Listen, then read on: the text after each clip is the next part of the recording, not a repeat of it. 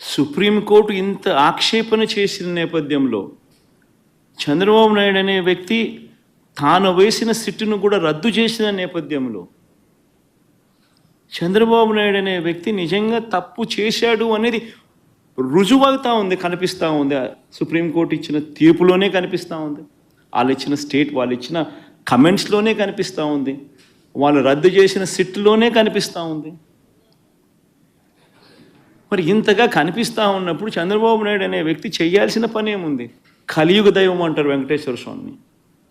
వెంకటేశ్వర స్వామి విషయంగా ఎవరైనా ఆడుకుంటే మాత్రం మామూలుగా ఉండదు.